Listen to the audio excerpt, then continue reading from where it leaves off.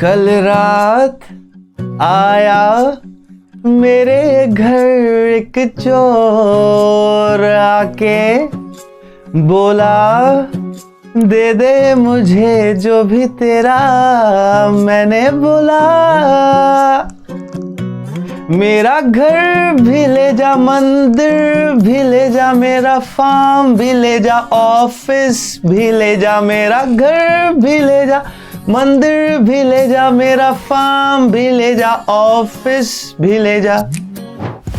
Welcome to the Bharat Perspective, and today we are going to talk about something really interesting about a land grabbing monster that was unleashed by the UPA regime as a part of Congress Party's official policy of minority appeasement.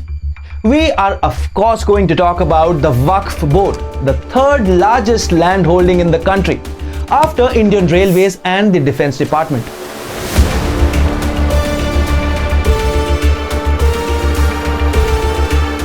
In August 2024, a bill was moved in the Lok Sabha that caused a lot of uproar among the so-called secular political parties in India. It was of course the Waqf Amendment Bill. According to the Congress, TMC, Samajwadi Party and the rest, this bill is an attack on the rights of Muslim community. The Waqf Amendment Bill is apparently further evidence of India's slide towards Hindutva fascism. Now, the bill is stuck in a joint parliamentary committee, but there is sufficient indication to suggest that the Modi government is very serious about ensuring that the bill becomes a law. Anyway, is there any truth to the allegations that the bill is anti-Muslim? Well, let's look at the primary reasons why the bill was brought up in the first place. First, there is rampant corruption in the management of the Waqf properties.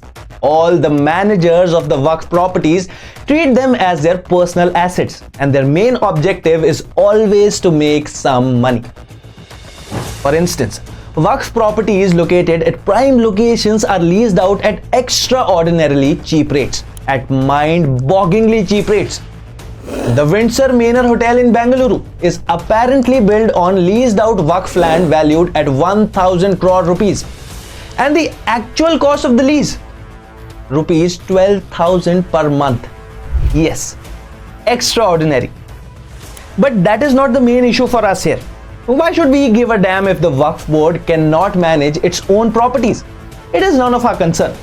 The main issue that we should give a damn about is once a Waqf, always a Waqf concept that the Waqf Board keeps on screaming about, and the dangerous implications it has for the rest of us.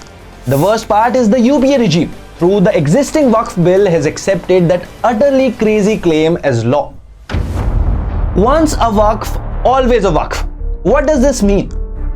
Well, it exactly means what the word suggests it means. The claim is that if at any point in history a land was donated to the Waqf, then it will continue to remain Waqf until Qayamat strikes. Does it sound bad enough to you already? It doesn't? Let me explain. If a land was donated to the Waqf in 1831 and the Waqf claims that to be the case, even if it does not have any document or proof to back its claim, then as per the current Waqf law, it will become a Waqf property. If you think that I am being crazy and the Waqf will never do such a thing, let me tell you that they have already done such things multiple times in fact. Only recently, the Gujarat Waqf Board claimed that the building the Surat Municipal Corporation SMC is located in belongs to Waqf. Their logic? During Mughal rule, the SMC building was a sarai and was used for Hajj pilgrimage. Then, during the British rule, the land ownership passed on to the British Empire. When India became independent in 1947, the Indian government became its owner. But since once a Waqf, always a Waqf, the Waqf Board claims it is therefore a Waqf property. No, I am not joking with you. This actually happened.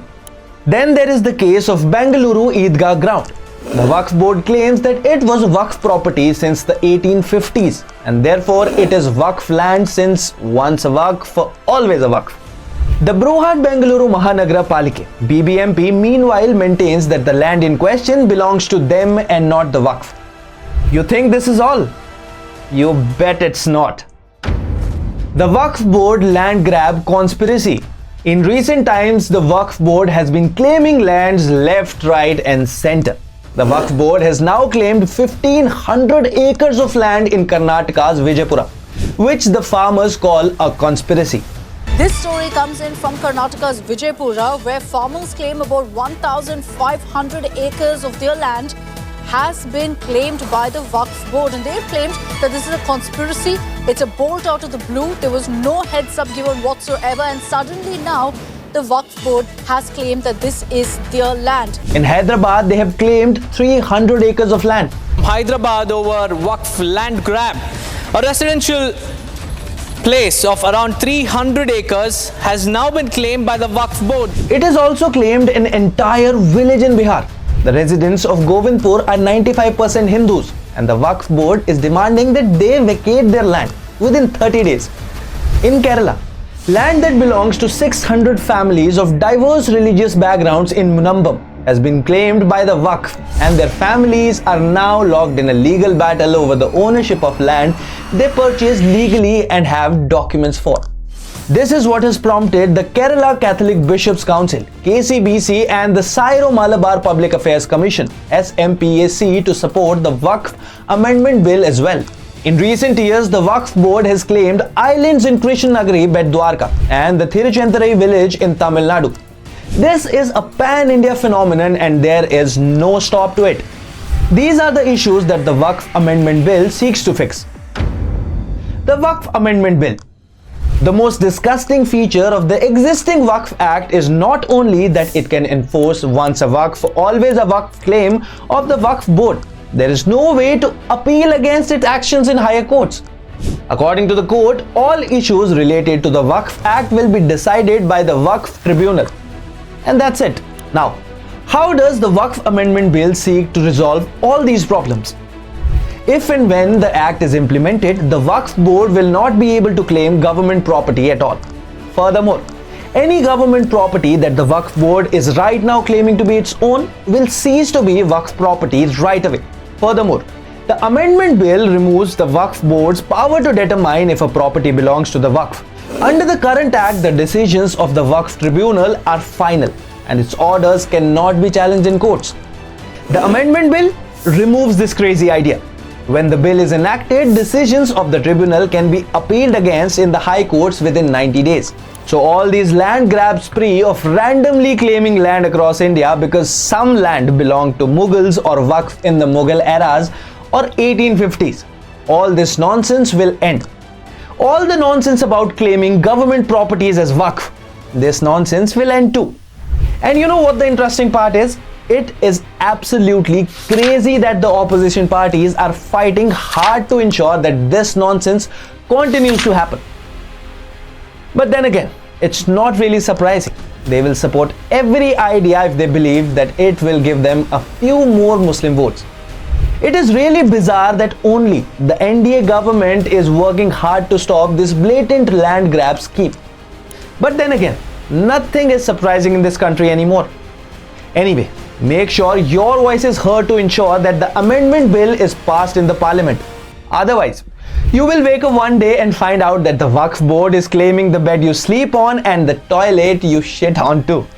Don't forget to like and share this video, drop a comment, and don't forget to subscribe to the Bharat Perspective for more such content. My name is Sudhanshu. I am going to see you in the next video. Thank you.